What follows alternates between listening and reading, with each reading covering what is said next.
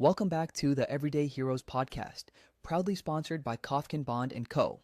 Today's guest is someone making a real difference in the world of mental health, Jemimah Ghaly. Jemimah is an accredited counselor and psychotherapist based in Sydney who blends evidence-based therapeutic approaches with warmth and insight to help individuals and couples navigate life's toughest challenges. She's the founder of Couch Potato Therapy, where she champions mental well-being, resilience, and emotional clarity with authenticity and care. Known for her compassionate style and therapist with no jargon approach, Jemimah supports people through anxiety, relationship struggles, stress, and personal growth, bringing calm, clarity, and strength to those who need it most. Enjoy the podcast. Jemimah Ghaly, welcome Tony to Kofkin. welcome to Everyday Heroes, podcast by Kofkin Bond, and it is great to have you here. And it's good that we've stopped laughing at each other just now.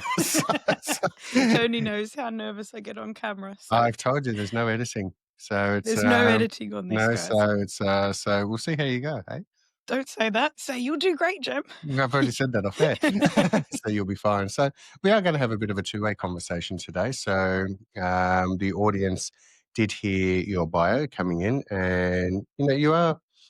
I'm going to say a men's therapist. You started off, as couples counselling and things like that. But can you tell us a bit about your background and background of what actually decided to lead you into this field in the first place?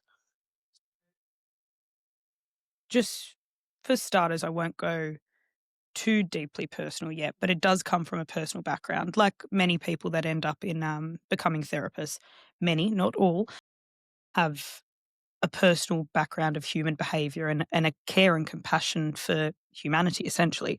But it didn't always start off like that. I started off in the medical industry, so I was studying medical science, still with a passion I did want to become a doctor, but with a passion to always become a couples therapist. It wasn't just I didn't want to do therapy, I wanted to do couples therapy. Um, and there was quite a bit of pressure from myself, but also from external factors to become a doctor. And then it was then to become a pharmacist. So medical science then led to pharmacy. But the whole time I was like, I really, really want to be a couples therapist because I could see in certain dynamics that you could have all the money in the world. You could have all the businesses, corporations, everything you want in the world. But if your marriage is failing and your home life is horrible, everything else is horrible. And essentially you just become a shit human being too. You become a shit father, you become a shit mother and all of that. So I became very rehearsed in why, and how. So I studied to become a counsellor, a couples therapist specifically. And I knew I was always entrepreneurial. Business and entrepreneurship is in my bread and butter. So I knew I wasn't going to be working for someone, and I can do that as a counsellor. So I opened up business, and I have my own approach. So I started with couples straight away, but I also had individuals coming in from doctor referrals, quite a bit of them. So I was just thrown into the mix of do psychotherapy with one-on-one clients. And as dangerous as it sounds, it actually wasn't. I struggle to toot my own horn, but I will say I excelled in that there, but I found what I wasn't really good at. And I was humble enough I ate some humble pie and realized there are things that are beyond my scope and there are things I actually just don't enjoy counseling. But what I did enjoy counseling was your C-suite or your business owners or your entrepreneurial males, because I knew that's all I knew from growing up. And I knew how to connect with those types of males, being dad and my brother, who's been a massive influence in my life, how to talk about feelings without talking about feelings. So there was a bit of psychology involved in that. And that for me, it felt effortless, it felt easy, and it was also a bit more results-based. So I still do couples, but I moved a bit more into that sphere. So that's how I got into it. It's interesting when you talk about males, and we were talking about this earlier in a meeting that we had today with a group of colleagues of ours, and we speak about women tend to be good in having their little friendship groups and openly talking in those friendship groups as well, whereas males don't. Right. Males tend to not be good at being vulnerable. Yep. And not being good at actually reaching out to friends and saying, can we just have a chat? Yeah. As well. Can I ask from your perspective, one, why do you think that is? And secondly, is that in a way, like the upbringing of, in this case being a Gen X male where, you know, just get Stiffen on your with upper lip. life. Yeah, Yeah. just completely get on with life. That was the therapy that we used to get as kids. Right, right. Get on with life or you get a belting. Yeah, One of yeah. those. So were you always like that as well growing up then? It was interesting. I did at school. I was the youngest always in my year level, but I was up a year basically because I was tall. I didn't skip a year because I was smart. It's because I was tall and You are was very tall now still. shrunk a little bit. But but in saying that, it was I had, which wasn't necessarily something easily diagnosed back then, but I did have a slight form of, I still do, a slight form of dyslexia. Uh, but it wasn't so. I used to probably get to these a little bit as a kid. So being a big kid, I would someone tease me, I would strike out as a way. So that React was straight away rather than respond. yeah, Yeah. that was my reaction. If you want to tease me, I will uh, react physically. Yep. And it's, as a young kid, and so very protective, I suppose, of my own feelings and other people's in a way Right. too. Stop the teasing. So pretty quickly. I actually had my grade two teacher, who Sister Melania, who always seemed 90 years old. But Sister Melania, she kind of recognized a few things in me from a young age, and she realized that my homework wasn't flying out of my bag on a daily basis, that I just couldn't do it. No dog And ate the homework this time. well, that might have been an excuse actually, because they suggested that I should not do. She suggested to my parents that maybe we should get a new bag for Tony where the zipper doesn't open mysteriously as he's crossing the road, or not let him do his homework in front of the dog. So, but she realised that it took me that little bit longer, and that I could read words, but I couldn't read a story. So I could read all the words on a page, but come the end of the page, I couldn't tell you what I just read. Yeah, right, right. So, because I was so focused on trying to get the words. Yeah. So did that make you cage up as well because you were limited in your vocabulary to I didn't like being called dumb. Yep, So yep. that was a start, as a young kid, and I'm not suggesting any teachers called me dumb, but, I am. yes, so but other kids might have. But, just like Donald Trump now, I know big words. Where's Ben? Let's get Ben in. Have you listened to that, Ben? Just thought I throw the Donald Trump one in. But that was his famous saying, "I know big words." Yeah. But I think the key is that what she realised in me, that if we spoke about a subject, and we used to do this on Saturday mornings, I didn't realise it was Saturday morning detention, that we were doing the week's homework together. But what it was she would, just one-on-one, she would give me a subject and I would struggle to be writing down about that. So I remember I was 1976 in grade two. And realistically, I probably should have been in grade one. But what she actually did was she would get me I was the only person. She would sit in the front row and she would get me to present and talk about. So rather than writing about it, to actually talk about it. Yeah. And she made the comment to my parents, he's actually really good on stage. Nice. And he has a magnificent memory. He just can't, he can articulate it. He can't put it in writing. Yep. He's struggling to put it in writing at that grade two level. And so she taught me, and also taught my mum as well, to help me think in pictures. So my world now is I just have movies going on in my head. Nice. Yeah. So a lot of people think he's not preparing. Why doesn't he prepare for things? And it's because I do have a very good memory, but I have a movie rule going on in my head. So, through our friendship, that when I just tell a story, I'm very you do emotive in yeah. that story. I paint the picture. I go to the backstory. Yeah. So you can actually hear that. And even, in my writings, which I was reading some to you the other day, you can see I go into depth of what was the weather like? What were they wearing? So you set the so scene. you can picture all of that. Yeah. So it was actually just having Sister Melania, I think, who helped me out, because otherwise I just probably would have gone through school punching people all day for calling me dumb. Yeah. So she expanded your own Tony vocabulary. So you're saying essentially to my initial question, which was, as a male, did that make you close up? Did you grow up being a bit more stiff in your upper lip, yada, yada, yada back then because No, you I had a bit saw of what you help, mean, right? Because yeah. Right. someone saw, okay, this is an opportunity where I can help this person. Essentially, may have not been the actual active thought process, but it was, I can help this person feel safe. And instead of this person feeling shame, this male specifically, And which then is prone, physically right? reacting or because of that shame. Right, Yeah. exactly right. So then physically reacting because I feel powerless. So when someone throws objects around the room or punches a wall, it's essentially they feel powerless. They're also limited. This is for males, limited in vocabulary, in emotional vocabulary, so on and so forth. So to answer your question, it was the example you gave is perfect actually because it's I luckily could avoid that because I had someone essentially make me feel safe, expand my vocabulary in a way that works with me, not tries to force me to be someone I'm not, which I have seen. I won't say too much because I'll probably get cancelled, but I have seen a lot. Men being extremely forced to be vulnerable in a way that is actually just not catered to their biology. You need to do this, this, this. It's like, no, that's how you do it. But me as a male, I am vulnerable, but I do it in a very different way. I need to work with my biology, not work against my biology or try to be someone or a different gender. So you had someone work with you. So that counteracted that problem that probably would have happened, that it was headed in that direction. You're getting hit, you feel underachieving, you feel uh, dumb, essentially, in layman terms.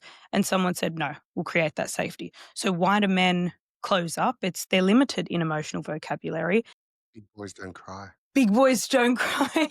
Yeah. I was a big boy. Yeah, right.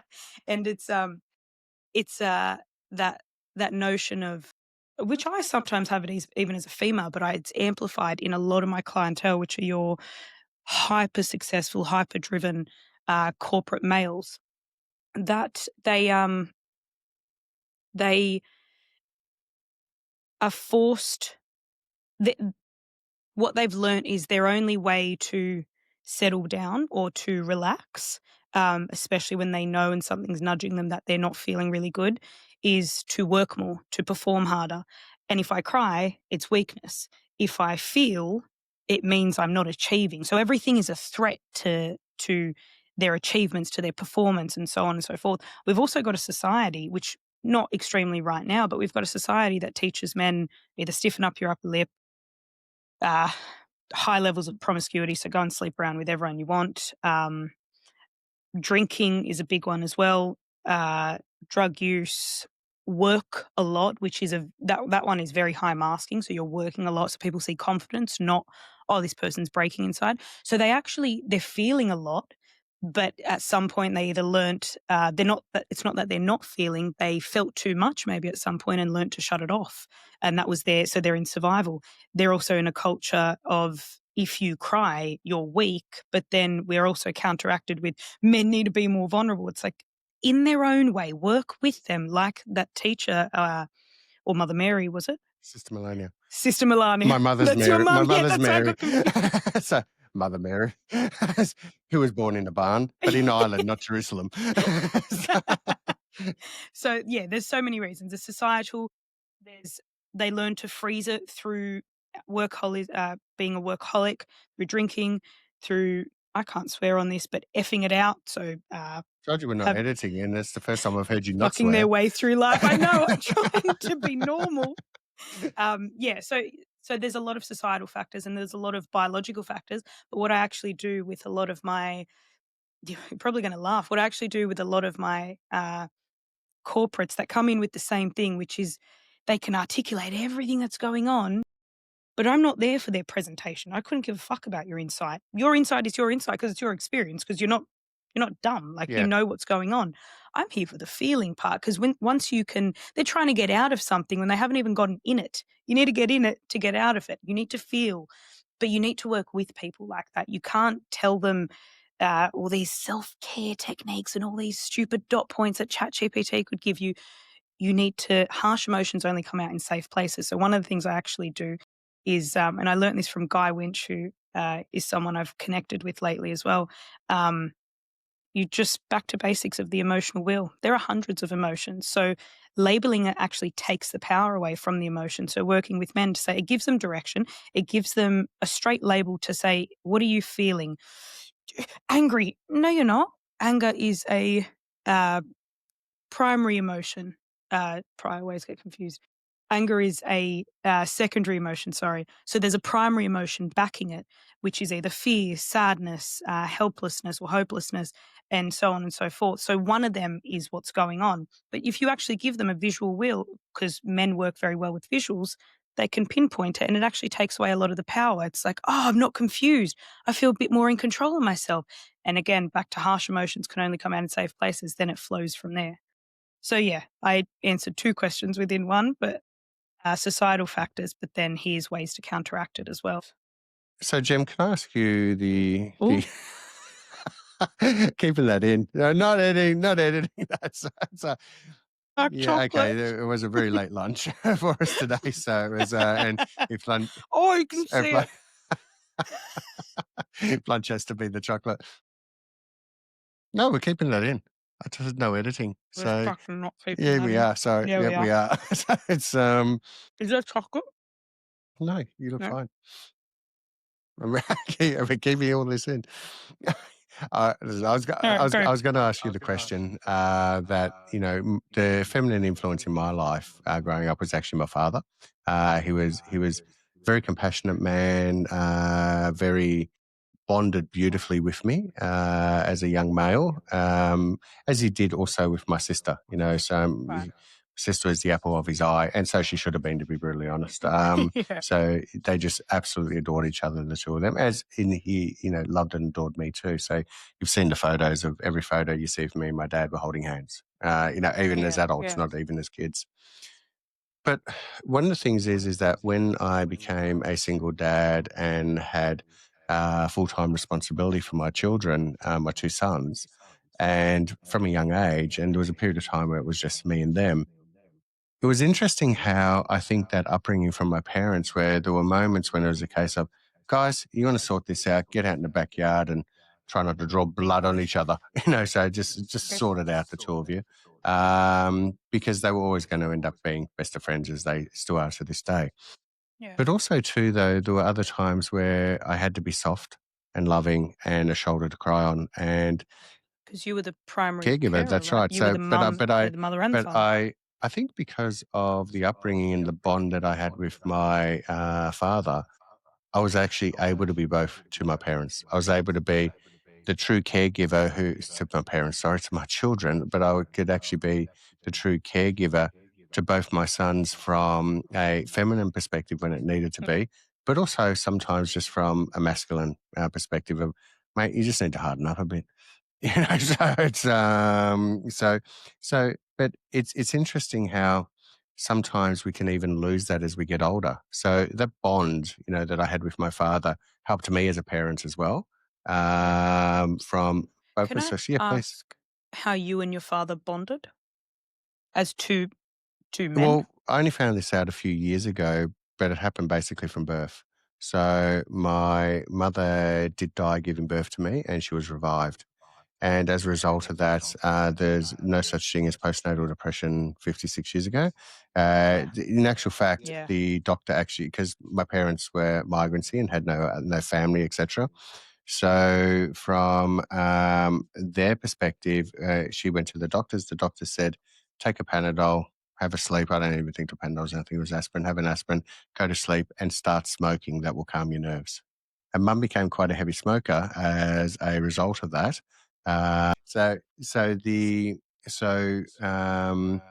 was suffering severe postnatal depression as a result of what she had just gone through, obviously. So she found it very difficult, nearly impossible to hold me as a child. So my father would come home to make sure I was fed, make sure the nappy was changed. So he became that primary caregiver whilst he was also looking after mum as well.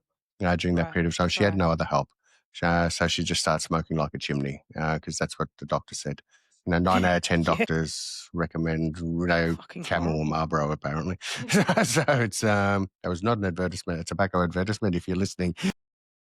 So do not shut me down. So it's So you got to witness dad Well, I was being, I was a again, mum baby, and you dad. know, so and mum, thankfully, by the time I was probably about 2 or so, was doing better, and by the time my sister was born, was fine, and she didn't suffer the postnatal depression when Michelle was born, which Right. was, you know, a blessing for all of Grateful us, for yeah. that, yes.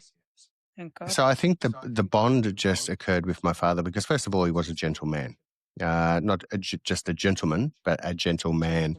Gentleman. So I think that's how that bond was able to be formed because I'd hate to have Yeah. thought how it might have turned out if it was just aggression in the household. You know, so Yeah, the whole, you right, know, yeah. first of all being ignored as a child, and then having just nothing but fights and aggression in the household. So Yeah, I don't yeah. know whether it would have been a fun experience. Mm. Yeah, yeah. So that what about when you were an adult, how you'd bond with males? So it would be this is sort of to answer your question, but I guess you could help me out, you being male yourself. Are you when you were going through your first divorce, how you would bond with or not bond with male mates or and dad? Because it is very different how men bond with other men compared to how women bond. Women love getting together, like you had said earlier. They're pretty good at it as well. Sometimes really bad at it, if I'm going to be honest. When there's quite a bit of gossip and reputation damaging behaviors and all Best that friend in kind of front of your stuff. face, knifing you behind your back. Yeah. Yep, yep. The snake behavior. Yeah, absolutely. Men bond in a very different way, though. Men bond, first of all, just sitting side to side and bonding over an activity. So watching the footy and sort of not talking, maybe having a beer in hand, and there's just some common interest there. It could be bonding through problem solving together because someone puts something in front of you. There's a connection that's being established through we solved this together. This is very different how women bond. But a lot of men, you need to take that first step. You need to call up a mate. And essentially, in other words, even though you won't say it like this, you're essentially saying, can we go for a walk and not talk? Side by side. And it's just that presence because when you get in a headspace, especially with this is how testosterone wires the brain, it's very tunnel vision, which makes them amazing at owning extremely high performing large companies and businesses. It makes you take more calculated risks. Testosterone wires you for focus, risk taking, narrow vision, tunnel vision, da da da. But that's the same thing that fucks you up when you're in a headspace of like, I don't know what to do and I feel alone. I'll figure this out. I know what I'll do. I'll keep doing the shit that actually makes me bad. I'll keep doing the thing that's actually getting me into this place, but I don't know that I'm doing that. So I just default into old pattern. So it is taking that phone call or picking up the phone, and saying, can we go for a beer and just don't fucking talk to me, but I need to be around you because I love you. That's it. So how do you find that you bond best with your male mates? And did you have that going through your first divorce? The answer to that last part of the question is no. But some of the things you said there reminded me of the greatest motivational and friendship book and probably book on philosophy that I've ever read in my life. So Winnie the Pooh. Winnie the Pooh with his Did not Winnie expect the that. Pooh with Tigger the tiger, Eeyore the donkey, and Christopher I remember and Christopher Eeyore. Robins. It is the most beautiful book on friendship that has Yeah. ever been written. So if you actually, and it's actually really I've seen motivational. It glimpses of is this. Yeah. beautifully written. And I appreciate Winnie the Pooh as an adult, whereas as a kid, it was just a story of a bear that liked honey, probably too much honey. So it was, but the friendships, you know, it was about beautiful friendships. And sometimes Tigger was depressed or Piglet was depressed, you know, There were so glimpses yeah. of that. Yeah. But Christopher Robins was always there, and how sad it was when Christopher Robins had to go to school, you know, so when the holidays ended. Yeah. It gives me chills right Yeah, now. so it's Yeah. I think there's one of the greatest books on philosophy Yeah. and friendships that has ever been written, and I think Agreed. every adult Yeah. should read it. Yeah. And also Man's Search for Meaning as well by Viktor Frankl is another one. Yeah. Probably A and Z in two different areas. But to answer your question is with the boy's mum. She, you know, is the true form, not just a word thrown around today, but was a real narcissist, absolute controlling, and there was a whole lot of problems, which I won't air. But as a result of that, I was not allowed to. So I was isolated basically from my family. And even if I did get my family to come over to the house, she would make them feel so uncomfortable and so not welcome. And so I was isolated from my family. And as a result, I was also isolated from all my friends. And even if you think of, And you sort of don't know that that's going on in real time, do you? You're in it's survival just mode, so little you're like, chips taken away every time, yeah, and then yeah. all of a sudden the dam explodes. Yep. Yep, But it's exactly just right. little Yeah. chips at a time just being taken away. And so I didn't realize, so I just buried myself in work, and I had a very successful business, so but then I also buried myself in emotional eating in that as well, and ended up putting on a That's lot of one, yeah. weight and etc. I remember my father sitting down once. He said, "Son, on the outside, you look very, very successful, but you need to stop wearing masks because I've never seen you so unhealthy." There's a photo which you can see over my shoulder there of me swimming, coming out of the water as a swimmer. Pretty buff young fella there. And he said, "What happened to that man? Where did he disappear to?" So I lost. Was this during This was the this that was actually marriage or after?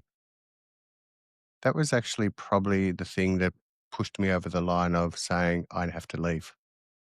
And it was hard because my boys. And You didn't want to she break your family well, I didn't apart, want to not break the family realizing that apart, you but I weren't. also didn't want her to be raising my children. And from a family law court perspective, good luck with that. Now, I did end up having full-time custody of the children in the end, but it was but that wasn't from day one. The next part of your question is, so one of the things that has happened probably over the last several years, more to the point, is that I've started reconnecting with old friends of mine from school. And over the last couple Yeah. of years, I've actually got actively involved again with the school. Now I'm about to go to my 40-year school reunion next year, and that's 40 years from finishing school, not from starting it. So it's consider that, Bella. There's You something finished year really 12 a couple of comforting years about back. So that. it's but these are people that, so I've now got people that I've spent more time talking to in the last couple of years Yeah. than what I had in the entire time as a school with them, but we've become really close. So I had a podcast guest in, so this podcast will come out in a while, but it was during the Spring Carnival. John Didham, 1,700 race wins as a jockey. John and I were at school together for 3 years before he got his apprenticeship as a jockey. But I can tell you now, we spent more time talking during that interview and over lunch afterwards than I did the entire 3 years I knew him at school.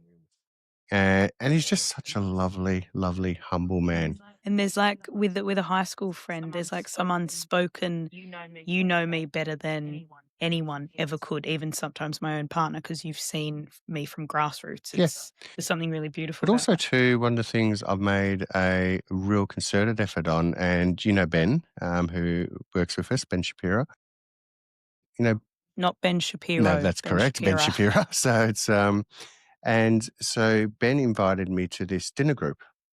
It's just a bunch of blokes, and we catch up, and and he invited me to that dinner group, and it was fantastic. It was a lovely, lovely experience. I get photos once a week of this, and it is the cutest thing. I want to find one and show it to the camera. It's the cutest and thing. then also, so I thought, this is wonderful. So I've put together another group. Now, all of us were strangers going into that dinner. Well, I wasn't. I knew all of them because I invited them. There's 8 of us in that group, and sometimes 6 turn up, sometimes 4, sometimes everyone. But we were all strangers the first time we met, with the exception of me. I was the one who brought them all together, and they've all walked away really good friends. And some of them are now doing some work together and things like that as well. But it's actually just a bunch of blokes getting together, and it's not a therapy session. It's actually a mateship. And you can talk. It's not a sexist. There's no pressure not to There's as well, not a right? sexist bunch of guys. We don't go to a highfalutin restaurant. We're all successful business owners. We go to basically a $30, $40 a head restaurant. There's so many wonderful places around Melbourne where you can actually have those. And we just catch up once a month, and we just are friends. And as I said, they've gone from a bunch of strangers to a bunch of friends now, where they're all in contact with each other. We always catch up. And it's just wonderful because, and I actually put those dates in the diary 12 months in advance. Yeah, so they're all done in there 12 months in advance. So that way everyone knows when it is. And that's just what's done. And that's what we do. And here's the restaurant we're going to, and here's basically what it'll be. And people can turn up if they turn up, and most do. And the beauty of that as well, in friendships in general, but more specifically for men, is it's just as humans, we ache to feel understood, not just to feel loved. And the understanding sometimes doesn't come from the verbalization, which I do definitely encourage men to verbalize things in their own way. And I work with them for that, not forcing things down their gob. But when you're sitting, there's a presence of, even just through a look, through a gaze of like, I understand you, mate. Like, I get it. And that can actually soften someone inside to a level that they actually couldn't have experienced themselves through. And that bring, like, another point there would be, I guess you've got the benefit of this. Actually, you'll probably never hear this, but the benefit of your age. The benefit of your age, one of the benefits is camaradereship and mateship back then, especially in the Aussie culture, is, help a mate out, mates rates, blah, blah, blah. In society now, it's individualism, and humans are a commodity, and you just need to love yourself, and you, and it's fucking bullshit. It's breeding loneliness. It's breeding traits, not narcissism, but traits of narky behaviors and isolation, and what's on my social media profile compared to, I couldn't call one of you fuckers up to help me move help me move houses. None of that, because of this individualistic quest, and where humans are commodities, just like a jacket. I don't like this jacket, I'll go and change it, and again, and it serves me. That's not ever what friendships were about. Friendships were about, I want to be self-sacrificial. I want to help you, and I get pleasure and love and understanding just through helping you. That's not what society is these days. So there's so many ways where I actually do feel bad for boys growing up in this day and age, where it's all about self-love and it's all about image and all of that kind of I was stuff. talking to, you kindly introduced me to a friend of yours a couple of weeks ago, Amanda, and I was talking to her because she's similar age to my youngest To your son. son, yeah. I'm talking. Hi, Amanda, if you're watching this. Sure, she will be. You got one of her rings on, haven't you? Yeah, I've got Amanda is a business owner as well, who does beautiful jewelry, which she's forced upon me, but I actually love it. It does look So I'm not beautiful, very Amanda. feminine. Yeah. But I was talking to her about my youngest son, who's the same age, and as her, yeah. how hard it seems to be for him now to socialize. But I look back, and once again, benefit of my age, but I grew up when there was no such thing as texting. You went and knocked on the door and said, "Is Renee home?" Or you met a girl and you had to try and memorize her phone number. Well, first of all, you met her by having to go up and say hello, and the first thing, So it's when I be call you, vulnerable. first thing I do is FaceTime you. I don't call you. I won't text you back. I rarely can text because I've got a client-facing job, but I FaceTime you because of that face. But men, especially in high positions like yours, you've not just had the awareness, you've had the proactivity of changing that. But you only learned that the hard way. You weren't always born like this. You weren't always born being vulnerable and wanting to air things and talk things out, and sometimes not talk things out, and just, like we were doing the other day, blasting Metallica in the car and just shutting the fuck up. But men with men, it's sometimes that sense of competition of, if I open up, the thing is, sometimes when they'll just say one thing, they don't realize the other person's actually having the same experience. It's just the human experience, but a lot of times it's the male experience that I probably can't relate to, but I can understand. Especially men, with a lot of my clientele that are probably similar age to you, going through Young. divorce. Very young, you mean? Young 21-year-olds going through a divorce. Or maybe we should stop acting 21. Is that right? Going through a divorce at that time, which is the hardest, most threatening thing to their being as it could get at that age. And I wanted to keep my family together. I wanted to be this person, and losing that, that also made me partner with. I don't think we've actually spoken about this. There's a a business that I've now partnered with. His name's Mr. Alex Woodford in Dubai. Alex is originally from the UK, and he went through his own divorce, and uh, also in English fashion, it was very stiff in your upper lip, couldn't talk to anyone about it. And he went through a pretty harsh emotional divorce as well inside. And he opened up something called, which is something I've always wanted to do, called the Divorcing Dad, which is for high net worth males, which he's one himself, to have that one-stop shop of in-house therapists, even fashion advisors, personal trainers, coaches as well of some sort, and the comradeship or the mateship of people that are sort of like-minded. So you've put people that are like-minded in one room for a membership fee, but it's taking the thought out of it. You have no excuse because we're going to plan your lack of loneliness and your lack of vulnerability for you. You are forced to be here. Money's not an issue for them. Time is sometimes an issue for them, but having that penciled in is we're solving problems for people that just want solutions at that time, but in a very roundabout way. So again, back to that point of you need to work with men. You need to work with what they're giving you. They'll open up like that if you provide a stimulus of you're still up here. Even if you think opening up is going to bring you down here, I still see you as up here. But I need you to offload because this is getting heavy and you're not realizing it. And your coping mechanism to get you through things is still the same coping mechanism that is actually getting you into these places, and it keeps going. And sometimes it just takes one person to be like, come on, dickhead, let's leave the office now. No, I've got to do this. No, you don't. Because if there was a funeral tomorrow, you'd cancel this whole day and you'd be there. So you can cancel anything at any moment. Let's go. So yeah, sorry, I divert, No, but not at all. very passionate about men's mental health. But I think though there's range of things that for me come out of this. So for example, going through a separation after a 20-year relationship, him who you know, so from our HR team, who is a psychologist by training, and she was speaking to me about it, and I said, I actually feel embarrassed. Yeah. I actually feel like I failed. I feel embarrassed. And it was interesting because they were the first words that actually came to mind. But for me, it was actually being able to open up and say that. Now, thankfully, we're still very close friends, but it's so it hasn't been horrible. And did the response that you got in that just sort of a yes or no thing of did you feel relieved after? Sorry, or confused No, or I actually uplifted? felt relieved by saying it because I'd never actually been asked how I feel. Just even the simple That's right. question of yeah.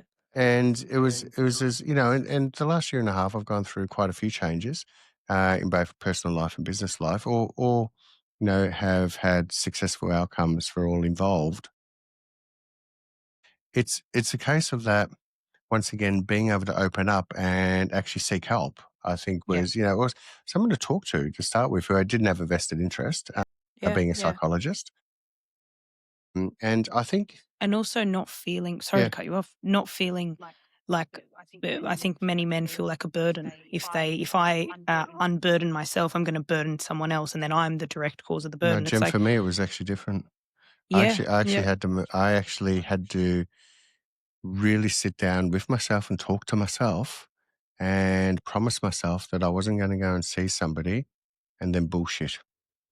yeah. That's I the other had to thing. be Yeah, yeah, yeah, totally yeah. honest. In other words, I wasn't Tony the business owner. I wasn't Tony the dad. I wasn't Tony the separated man. I Yep. was just Tony who, if I got asked a question, I couldn't sugarcoat it. I had to give an honest answer Yep. because I can't move forward if I'm feeding bullshit because all I'm going to get back is bullshit. Yep. I've had that in my Yeah. office countless times because they're very used to being. Some are very used to being salesmen. They're coming there Or for not showing me the to. that mask of vulnerability. So Yeah, it's yeah, yeah. because in their mind, it's just a direct mathematical equation. Vulnerability equals failure or weakness or so on and Mm. so forth. But straight away, oftentimes, if I've built up that little bit of rapport with them, which I tend to do faster, um, in a really productive way, I'll just call out bullshit straight away, but it's bullshit with a simultaneous balance, which it can coexist with. You're still as incredible and powerful as you want to be. These two can coexist. They have nothing to do with each other. There's the human side of you, and then there's the side of you that I'll see you for who you want to be and for who you are. But this doesn't threaten any of that. They are two completely separate things. And again, back to that testosterone, it makes you very narrow-minded. And it's like, no, we need to remove these two from each other because one doesn't threaten the other. The only time it's going to threaten it is when you don't actually air this, when you keep this inside. Then that turns into shame, that turns into alcoholism, that turns into workaholism, and all of the above, all things like that. So if you can separate the two, this will remain or go up if you can actually take that component out, because that was making that heavy. But again, a lot of these things are hard to do because not a lot of men have very safe spaces to be. And that's where I'm working more towards, especially with my own business, but also with the platform of the divorcing dad. I want them to be very safe spaces and safe spaces actually means something very different to men than what it means to women. So it has to be tailored to a male rather than because safe sounds very sweet and flowery and lovely, and you're not going to see a man in that space, especially not my type of clientele. You're not going to see them over there. They need to be in spaces where there's an element of respect, there's an element of masculinity, there's an element of, A, B, C, D, E, and then they will open up. You're leveraging them. Sorry, I did cut you off No, though. not at all. When dealing, with men in general, I think and I think you've hit the nail on the head. You do have to treat them differently, and in the way that we communicate with each other and things like that as well. But there's a range of things that actually come from that, and I think there's an age group of males today that I think through social media, well, my belief, my opinion through social media is their life is the fakest thing I've ever seen on earth. Oh yeah. So God. they'll have photos of Don't them fucking start me on driving Instagram. a Porsche, making as if they own that Porsche. They don't own that Porsche. They're taking it for a test drive. There has to be a photo of them with the watch with a glass of scotch and a cigar. And it's just like, you're serious, mate. But it's and you actually asked me the question yesterday because I don't mind a watch, but I've got a brand that I like going to that is not that expensive. Yeah. I've got several of them, but but they're not that expensive. And you said, would you ever buy a Rolex? I said, God, no. So it's I'm not going to. And I loved I'm that not going to he spend $25,000, didn't buy a $35,000, Rolex. $45,000 on a watch that actually just tells me the time. Yeah. So Yeah. I wouldn't care if I had $10 billion in the bank. I was still not going to spend that on a watch. Again, that comes back to image, Yeah. and that's why I I feel like to wear a bad nice for tie the and a fitted suit, but the idea of on social media putting something up there that I'm not just doesn't make sense to me. Yeah. Yeah. That's the world Or maybe we I live just in like to now. be a little bit more personal and private. I'm not too sure, but Yeah. yeah.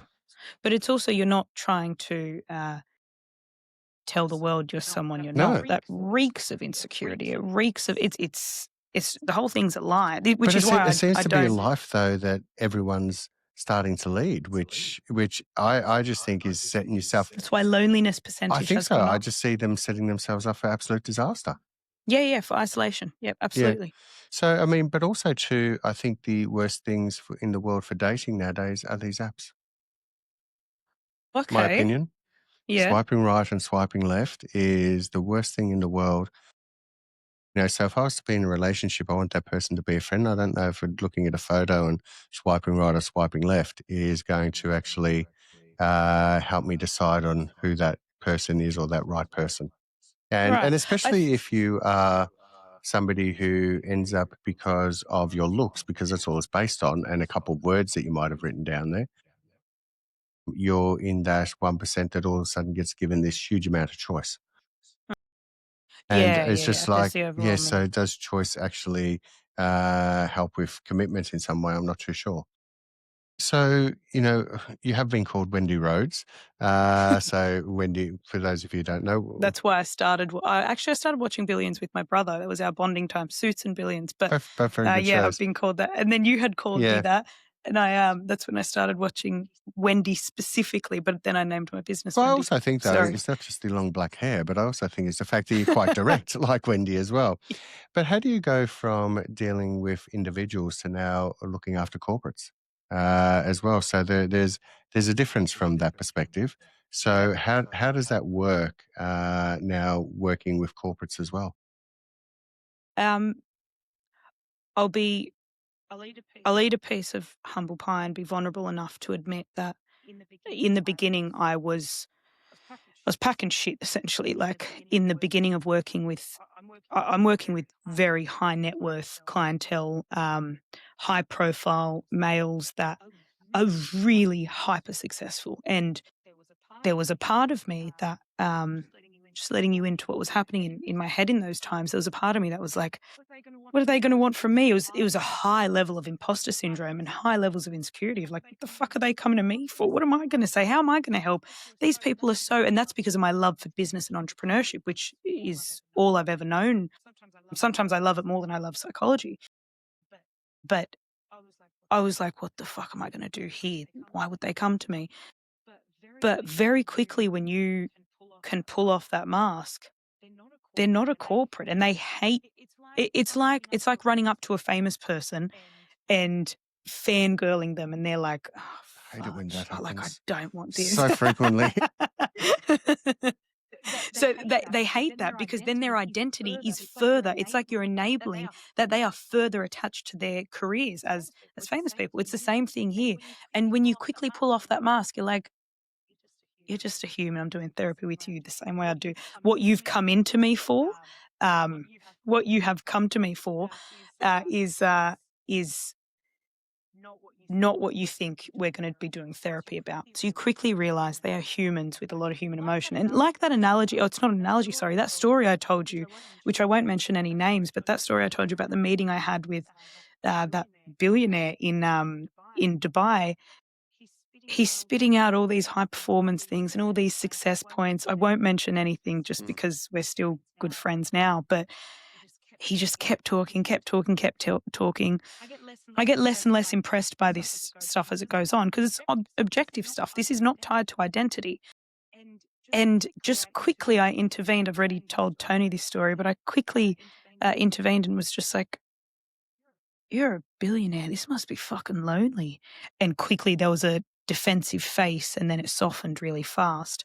And it was just insane how we had spent a few days having meetings, 3 consecutive meetings, to see what we could do together. And that didn't create a bond. Talking about business did nothing. The fact that I could quickly call him out on, you're really lonely. You don't have problems in your business. You don't have problems going on there.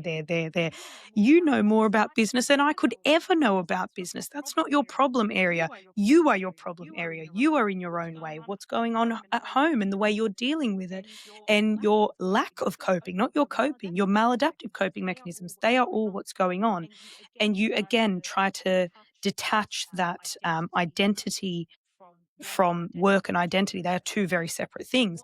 And what a lot of these men have learnt, I've found in just in working with them, is their value in their minds. It's sort of like their value is based on their output, not on just existing as a human. So how can I earn who I am, and how can I earn people's, love, respect, admiration, blah, blah, blah. What can I put out so that I can get something? And it's like, no, you're pretty lovable just the way you are. Not entirely. Some people need to work a lot harder to be a lot more likable, but Doesn't come naturally to some people. it does, yeah. And I'll call that out too, especially if they're being a CUNT. They'll hear about it in session. But a lot of these men are also hyper independent, which they wear as a badge of honor, and all it is isolation, or they pride themselves on stoicism, which has a time and place, but it's also just emotional suppression. So how do I work with them? I also let them in a bit to the fact that I'm human, and because they think in these sessions that I'm here and they're here. But very quickly, when you bring it level, there's a mutual respect that is created like that. So when I'm a bit more vulnerable with them, and I know I'm sure I'll get some therapists attack me for this, but when I'm vulnerable with them, instantaneously they're like, "Ah, another high performer that goes through shit, that cried herself to sleep the other night, that is going through," which I had gone through this year, a very rough breakup. Rough for me, the breakup wasn't rough, but rough internally. And when you open up about that, and they're going through a divorce maybe themselves, it's like a nice exchange of like, hey, there's a human level to this. Now let's bring it back to you and let's talk about you. And when you can get through to them on a very mutual respect level, not I'm here telling you what to do. They don't like to be told what to do. They like to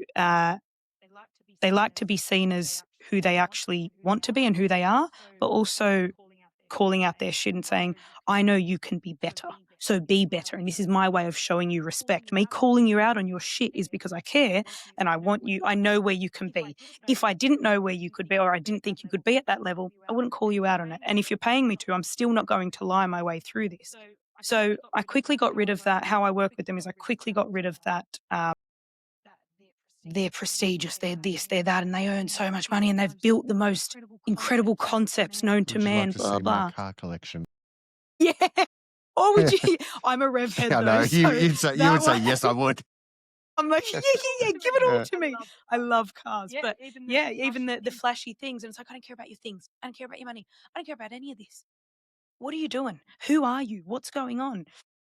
And sometimes when you ask them, who are you, which is a point I had mentioned to you before, when you ask someone, who are you, or introduce yourself to me, they quickly go to, this is what I do, this is how much I make, this is the da-da-da-da, and they throw out all these stats. And it's like, cool, dickhead. Who are you? No idea. Let's start there. So the way I've found to break it really fast, it's not only, part of it has come a little bit naturally just because my brother is also a very high performing male, very hyper successful male, that I found he would open up to me more than he would open up to anyone. And I quickly found it was through me making him feel like he was still the powerful man that he feels to be, but also that it's okay to feel, but in a way that wasn't in saying that. So part of it did come naturally. And the other part was they get very addicted to that. And I know I sometimes am on my phone a bit too much when they're calling, but it becomes addictive when you can open up and you feel safe. You're like, I want to give a phone call. Oh my God, Jem, how do I deal with this? Blah, blah, blah. It's not codependency. It's, and in some forms it actually is, which is great. We need to rely on other people sometimes and be humble enough to say, I can't deal with this myself. I want to deal with this with you. And two cognitive powers is better than one cognitive power. Um, so what you realize at the end is they're just humans that are going through some shit, and their work problems aren't as big as they actually make it out to be. It's interesting. You used one of the words there, and I know I've separated both of them. One of the words you used was isolation.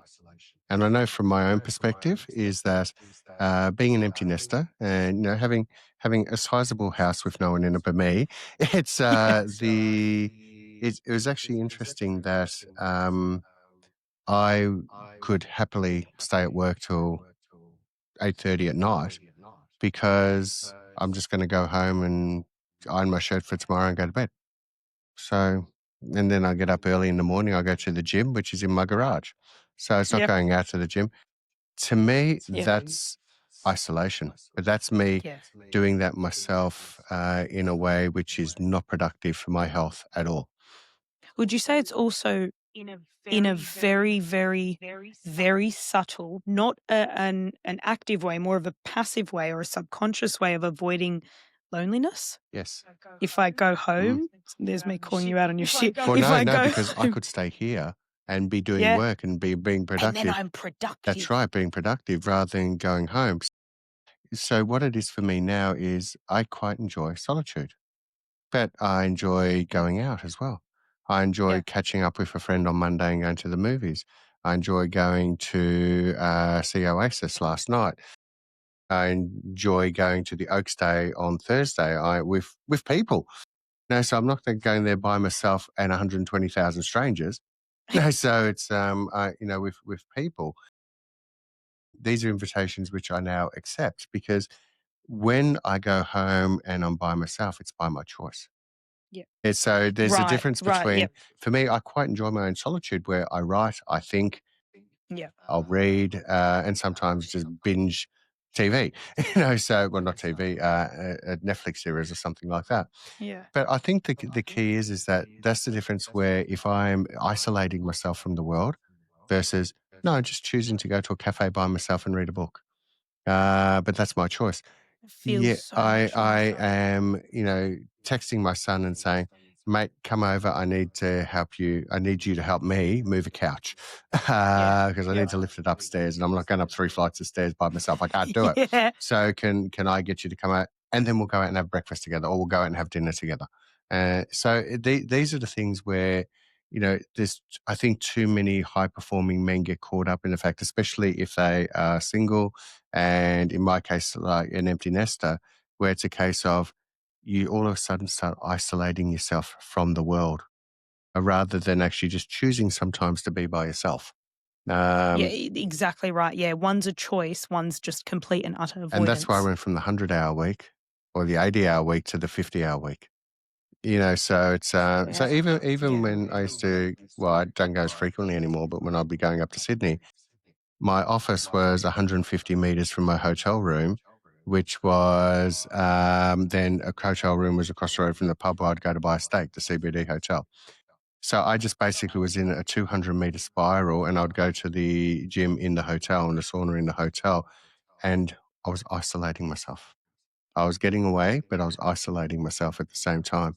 So I had to break those routines and those habits. I now Yeah. will stay at different hotels when I go there. So I have to Nice. find new Yeah. place to go to. I catch up with friends, not just with clients now. When I'm up there too. So it's actually And it's also learning those about traits of, yeah. so not being lonely. Because you know what happened the last time when I was up there and I used to do that, the 200 meter, I'd always buy chocolate and sit on my bed at night eating chocolate, watching TV. Emotionally back to default patterns. Yep, Correct. exactly right. Yeah. Yeah, yeah. And there's a good word you use there, which was just learn. It is about learning these things. And just to play devil's advocate for a second, sometimes and therapists go easy on me, but sometimes, and hear me out, sometimes avoidance actually isn't the worst thing. Sometimes, just sometimes, but it's about choosing it. It's about having control over that. So, for example, I know I am talking 20, which is why I have such a croaky voice as well. I am talking 24/7, but I'm talking 5 days a week to clients all day. I need that isolating time. I need that time to just not talk because it feels like more so. I need that time to gain momentum, but I choose that. But you don't want to fall into a pattern where that you find safety in that isolation because that's not safe. That's avoiding. That's avoiding triggers. You haven't healed anything. You've just avoided triggers. So essentially, you're in a worse fucking spot. But if you actively choose sometimes to avoid because you know, okay, I'm gonna quantify this with I'm just gonna stay at home for a few hours just within myself, maybe read a book, use that time to regenerate. I know I'm avoiding, but I know I need to right now to gain a bit of momentum and then I'll throw myself back into the cool. You've gained that control. But when you're going back to old default patterns, which is what a lot of men do, which is just I can't deal with enough. Oh my God, no, I need to stay at work. I need to keep doing what I'm doing. I need to stay in these zones that keep me safe. And you're like, but these are all very unhealthy patterns. It's like, but I don't care. I need to stay in them. And I need to either sabotage my relationship or shut down from my partner or, uh,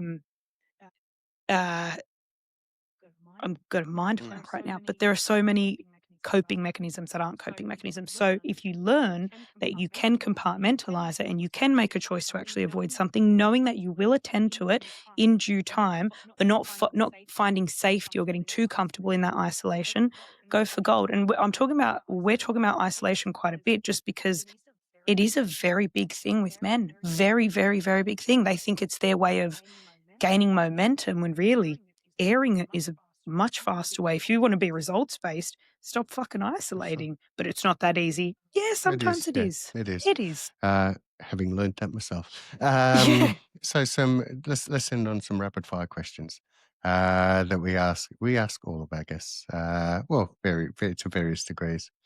What's the first thing you do when you wake up? Train.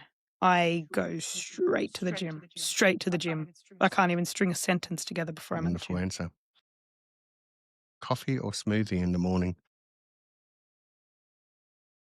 But Mixed together or separately? it's a good one. No, we'll I do it was going together. to say, we should Actually, at I the same like time and that. put the protein shake in with the almond latte. So let's just save time here. So it's Love coffee. Trying to get out of the fucking almond milk snobby bullshit that I got you're in myself into, but Melbourne. it's a So cult, from man. Sydney, you're back in Yeah. Melbourne. Almond milk and oat milk and all those other milks are fine. Hey, by the way, Melbourians, including you, your coffee is not better than our coffee. And I'm going to get attacked for this. Bella and I just looked at each other and said, what a load of shit. Yeah. What a load of crap. To all my Italian friends out there who brought real coffee to Melbourne. I got my attacked Sydney, in our boardroom my meeting. Sydney side here has no comprehension of good coffee. I got eaten alive in that boardroom meeting when I said that. And so you sorry. should have been. Who's your AFL team? Essendon. Great answer. Tony's got a gun to my head. What colour are their jerseys? Black and Oh, white. no, black and no, white. we keep going. Fuck. No, well, come on. It is. It's black and red. You Yes, I told thought you me. said black and white. Yeah, Black and red. Good answer. No, I did say black and white. Yeah. Good answers. What's one app that you can't do without? Oh, these are such good questions.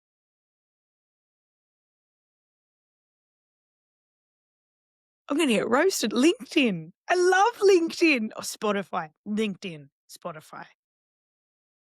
Lodify. LinkedIn and Spotify. LinkedIn. I saw your Spotify playlist. Because when I get on there and I get off there, I feel a little bit smarter. You get on Facebook, you get off Facebook, you've just fucking watched someone walk a duck. You get dumber. You're like, I've lost brain cells. But LinkedIn can be wankery. But yeah, no, I love LinkedIn. Walk a duck, okay. Anything about a haven't duck heard on of a that leaf. one before. But I am pretty sure I've seen a video of someone walking a duck. So They've come up pretty with sure it, man. they're in Albania or somewhere. That's a good one. So I do. You got some good questions there. Tell me a business book or an entrepreneurial book or an entrepreneur who's written a book that you think was great, or a book that you read just recently that you thought was great. There's two that I love. One I'm going to get a lot of hate for, but I don't care. And the second one, you'll be able to help me come up with the name. I forgot it. I love Jordan Peterson's 12 Rules for Life. I had Great to read book. it 70,000 times. Oh, you've read it too? Lobster Story's great. Yeah. But even having a science background and a medical background and a therapist background, I'm like, I had to reread and what the fuck's going on in this book? But I love it. The second one was written by, you'd know it. I think it's a finance book, written by an Australian guy. It blew up. I think he's Aussie. If I can't think of it, I won't say it. It's written in a very copyright tone. Can you shoot off Mark some? Boris? Oh, I love That's Mark not him? Boris. No. I adore Mark. I have the biggest Silver crush Fox. on Mark. Silver Fox he Oh, is. he has been my crush for years. Mark, if you're watching this, I'm proposing to you. But can you shoot off some? So Australian It's an finance. Aussie book. Yeah. It's not even Okay. finance. Yeah, finance. Anyway, it'll come to me. So we'll go back to that one. We'll circle back to that. Okay, so final question. For you personally, success is?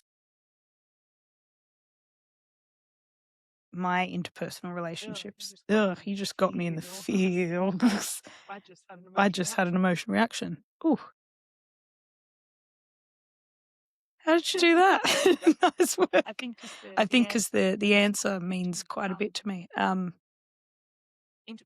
Interpersonal relationships meaning every single person around me that has just I'm nowhere without the people around me. I am nothing without the people around me. This isn't about self-love or lack of self-love or any of this bullshit.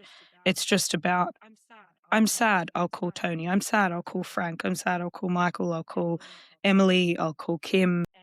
And now I'm not as sad. Why? Not because they fixed me, just because I feel understood. I'm in a career crisis. I'm going to pick up the phone. I just want to I want to go for a walk with someone. I feel less alone. When I feel less alone, I'm much more bearable. I'm unbearable at the best of times, so I'm much more bearable to be around. My brother, we are humans all living together, coexisting, and without each other, we are nothing, man. Like, interpersonal relationships, you could take away wealth, and you could take away my business in a heartbeat. If I've got those, I'll be sad and I'll be depressed. So don't, no one take that away. But fuck, I'm talking a big game, but don't take it. But with these people by my side, you build it up like that. That's in regards to business, but just in regards to humanity, I probably should have answered that with God, and then my interpersonal relationships. So success for me is the presence of faith. So going to church and having that relationship with my faith, but also, yeah, interpersonal relationships. Good question. You've got some really good questions. Really, really good. Jemimah Ghaly, thank you for coming in today. Really, really Thank you, appreciate you Tony. doing this. Thank you so much for having me. This has been really fun. The Kofkin Bond podcast is a product from Kofkin Bond Company, which we are an authorized representative of Count Financial. All information in this podcast is for education and entertainment purposes only. It is not intended as a substitute for professional, finance, legal, or tax advice. The hosts of the Kofkin Bond podcast are not aware of your personal financial circumstances. Before making any financial decision, you should read the product disclosure statement and, if necessary, consult a licensed financial professional. Do not take financial advice from the podcast. For more information, head to the disclaimer page on the Kofkin Bond website, or you can find resources on the ASIC website and find a registered financial professional near you. In the spirit of reconciliation, Kofkin Bond Co. and the hosts of the Kofkin Bond podcast acknowledge the traditional custodians of the country throughout Australia and their connections to land, sea, and community. We pay our respects to their elders, past, present, and extend that respect to all Aboriginal and Torres Strait Islander people today.